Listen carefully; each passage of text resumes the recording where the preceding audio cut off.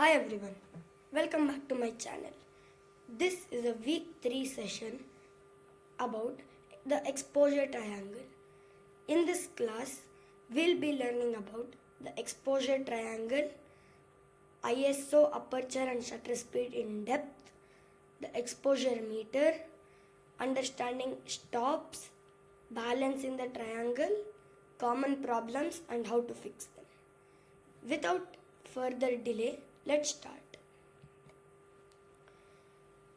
Now, this is the introduction. Exposure. How much light reaches our camera sensor to create an image. That means when you're shooting the image, the brightness, the background blur and the motion blur in the picture. Like ISO is the brightness, aperture is depth of field or background blur, and shutter speed is to freeze the motion and take the picture. Underexposed means the photo is very dark and details lost in shadows.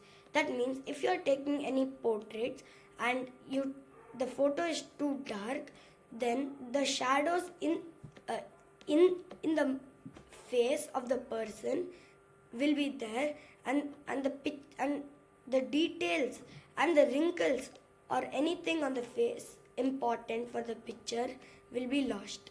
Correctly exposed, that means the proper amount of light will be reaching the camera and the photo looks natural and detailed. That means any picture with proper exposure will look good. Then overexposed. If the ISO is too bright or the aperture is too less or if the shutter speed is also too less, then the picture becomes too bright and it'll look very bad, especially in harsh sunlight. 3 camera control settings which are used in exposure: ISO, aperture and shutter, which I already explained. Section 1. The exposure triangle. This is the diagram of the exposure triangle. ISO is the sensor sensitivity which gives out the light for the picture. More ISO is equal to more light. That means the picture will be brighter. Also, when the ISO is very high, the picture will be highly pixelated, which will not look very nice. So that's why it's recommended to keep the ISO 100. Then aperture, depth of field and light amount. So wider the aperture, more the light and more the background will be blurred. And then shutter speed, motion and time exposure. This is for if you want to freeze an action like of a person running, then you can keep in high shutter speed to freeze the action and take a good picture. All of these work together to take a picture in perfect exposure, or else the picture will be underexposed or overexposed. We'll talk about ISO in depth. ISO, the sensitivity scale. If the ISO is 100, then the picture will be bright and there will be no pixels. 200, the picture will be a little darker and still there will be very less pixels.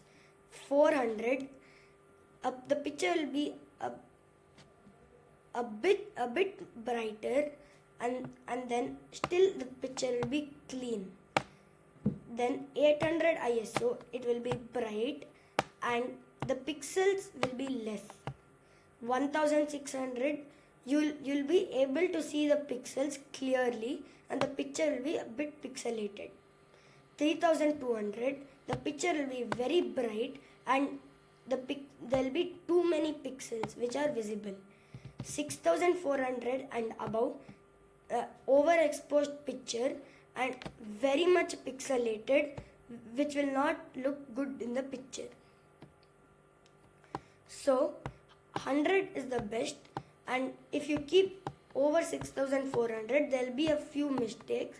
One, the picture will be too bright, and second, the picture will be too pixelated. So always use the lowest ISO possible. When to use what? ISO 100. bright outdoors or full sun. Suppose you are shooting in harsh sunlight, and if the ISO is more than 100, then the picture will become overexposed because of the high ISO. If you keep it in the least, which is 100, then the picture will be exposed properly. ISO 400, if you are shooting something indoors where the light is a bit less, then you can keep in ISO 400 where the picture will be clean and it will be bright. ISO 800 to 1600, if you are shooting something in the evening during sunset where only some part of the sky will be bright and others will be dark, at that time you can use around 1600 even though it will be a bit pixelated. 3000 to 6400, you need to, it's compulsory to use it when you're shooting night photography, or else the picture will be too bright. When you're shooting the sky in the night, then more the ISO, it's better. Auto ISO is great for beginners who don't know what ISO they should use while shooting what. Only for beginners. After you know when to shoot with what ISO, you can start using by yourself. Section 3, Aperture. This is the aperture diagram. So f1.8, more the light and the background will be fully blurred. 2.8, the background will still be blurred and the light will be more. 5.6 is normal, and then f8, it is good for street photography, and then f11, it is very good for landscape when you need everything sharp, and f16 will give you very less light, and when you're shooting in architecture you can use this because everything should be fully sharp then. So it's advised to use f5.6 for normal photography. This aperture creative control guide. So for portrait, f1.8 to 2.8, where the background will be blurred and you get the bokeh, and also the subject will be fully sharp. And then for groups photography or normal photography, you can use 4 to 5.6, which is good enough for background blurring and even for the subject to be sharp. And for street photography, you may use f8, where most of the things should be sharp and some amount of background blurring is okay. And then for landscape, you need to use from f11 to 16 because everything should be sharp in landscape photography. And diffraction above f16, once you go higher than f16, the sharpness will be reduced and the light also will be very less. So you should know what should be the f-stop when you are shooting what. Next is shutter speed. This shutter speed diagram, and then from 1 by 1000 or more, it is for freezing actions like sports photography or anything which is in motion and is fast, because if the shutter speed is less, everything will be shook and the picture won't come out nice. For anything in motion, you need to keep this in your mind. Use higher shutter speed. And 1 by 160 to 1 by 125 is for normal photography. Anything like people walking or buildings, landscape, it is good enough. And then if you're shooting something waterfalls or light trails, you can use below 1 by 60th by having a tripod, because you will shake it when it's low and then the picture won't be nice. So with a tripod you can keep the shutter speed less. So for waterfalls, when you're shooting it, if you're shooting in lower shutter speed, you will get the nice effect of water, which will be very good. If you are using less shutter speed, use a tripod as well. This shutter speed practical guide, as I told you about everything, 1 by 2000s or even 1 by thousands are faster, is for anything in motion or anything which is super fast. And then 1/500 to 1000, that is also for anything which is in motion. And then 1/125 to 250, everyday handled shooting. You can also use 1/60th or 1/80th of a second for this. That is also very good depending on your light. And then 1/30th to 1/8, that is for creative blur, for waterfalls. As I said, that water effect you'll get. In that, tripod is essential and needed. 30 seconds or less, then that's long exposure shot. You can use that for night photography, waterfalls again, light trails from cars, and many more like that. For that, tripod is compulsory. Without that, you can't shoot. Section 5, we'll talk about the exposure meter. Reading the exposure meter. So, once the shutter speed is too high, the aperture is too much, and the ISO is too less, the picture becomes too dark where you can't see anything in the picture. It'll just be black. If the shutter speed is too less, the aperture is also too less, and the shutter speed is and the ISO is too high, then the picture will be too bright, everything will be white, and you won't see anything. For perfect exposure, it is advised to keep it in around 1/80th to 1/125th of a second as shutter speed, and f4 to 5.6 and ISO 100. If you keep this as your exposure, then your pictures will be perfectly exposed and you'll get great shots. Understanding stops.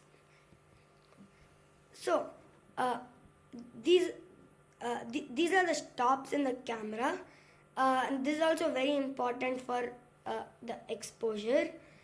ISO stops means ISO 100 to 200, which is plus one stop. So that is double the light. 200 to 400, again one stop, double. 800 to 600, again double. So depending on your light, you need to use the ISO, but it is generally advised to keep it in 100. You can decide that also. Then aperture stops. As you know this, 2.8 to 2, one stop, which is wider and more light. 5.6 to 8, minus one stop, which is narrower and less light. Then shutter stops, 1/500 to 250 plus one stop, slower and more light. 1/60 to 1/125 is equal to minus one stop and faster. It is faster and less the light. So depending on the light in which you are shooting, you need to look at all these things, the most important things in exposure, and you can set your exposure properly and you can get proper exposure. Then section 7, balancing the triangle. Balancing the triangle, real examples. Portrait outdoors. Okay, you're shooting portraits of human beings in outdoors. Then ISO is 100 and 1.8 is compulsory for blurred background, and 1/500 so that you can shoot fast. And then indoor event. Anything which is indoor, ISO can be 800 or a bit more, which is okay, which won't be too much pixelated, and f2.8, which is also good, and 1/125th of a second. You'll get the dim light effect in the indoor region, and it's good. Sports action.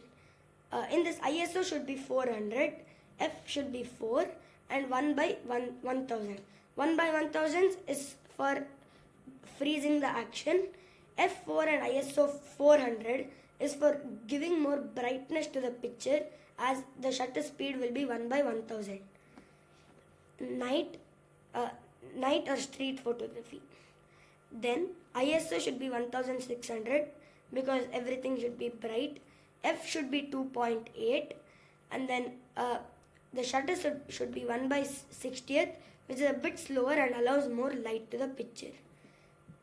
And then landscape or sunrise. ISO 100 is compulsory. F11 is also very good because you'll get silhouette, and in landscape everything should be sharp, and 1 by 30th with a tripod is very good for these things, so that everything will be sharp and you will get good brightness in your picture. Then waterfall blur, ISO should be 100, f should be 16, and 2, the shutter speed should be 2 seconds. ISO 100 to give least light, f16 to also give least light and to focus everything, and shutter speed will be 2 seconds, where the light will be too harsh and the picture can be overexposed, and that's why we are playing with ISO and aperture. With this, a tripod is essential, and then you can shoot. Common problem, and we'll fix these. Common exposure problems and how to fix them. Common exposure problems are, first problem is photo will be too dark. That means the shutter speed will be too less, aperture will be too low, and ISO will be too much. To fix this problem, you can keep your shutter speed 1 by 80th to 1 by 125th, and ISO 100, and f4 to 5.6 this is good enough. Photo too bright. That means ISO can be too much, and then the shutter speed will be too less, and the aperture will be too less. So to fix these, we can keep the shutter a bit higher, like 1 by 150th or 1 by 250th, and the aperture number can be around f8, and ISO needs to be 100.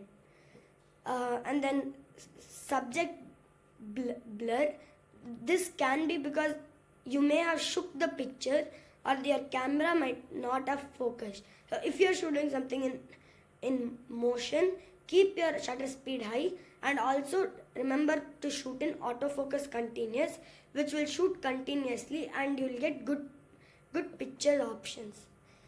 Next is problem 4, background too blurry. When you want the picture to be sharp, suppose you are shooting landscape and the background becomes blur and you don't get good shots. So suppose we'll take an example of mountains. You are taking mountains, but instead of mountains being sharp, it became blur. This can be because your aperture could be f1.8 or 2.8 or a bit higher. To fix this problem, when you're shooting landscape, keep your aperture in f11 to 16, which will be good, everything will be sharp. Photo looks too grainy. That means the ISO will be so high, and when you look at the picture, you will be noticing too many pixels in the picture and it will be irritating. To fix this problem, lower the ISO and play with aperture and shutter speed instead. That is the best. Photo sharp, but background is not blur. That means if you are shooting something portrait and your background is not blur, that can be because your aperture is too high, like 8 or 11. To fix that, you can reduce your aperture to 1.8 to 2.8 to fix this. This week's practice mission. Task 1. ISO test. Shoot the same scene at many ISOs and observe the picture clearly and look at the pixels in the picture. Then aperture. Set your camera to aperture priority mode, and with different apertures shoot many pictures and look at the depth of field and background blurs. Then freeze versus blur. Go to shutter priority mode and shoot with many shutter speeds. You'll notice how fast shutter speed freezes the motion, and slow shutter speed takes more time to shoot the picture. And then full manual. After this, switch to manual mode, go outside, use many exposure combinations and try to shoot different subjects. Look at all of your pictures and send it to me. I'll reply to you. Now the week 3 session is completed. What you understood today? What exposure triangle and what is exposure? ISO, aperture and shutter speed in depth, exposure meter, stops, and balancing, all three for shooting good pictures. Uh, this is all for today. The next week's class will be about composition rules, rules of one-thirds, leading lines, framing, and more. Thank you, everyone.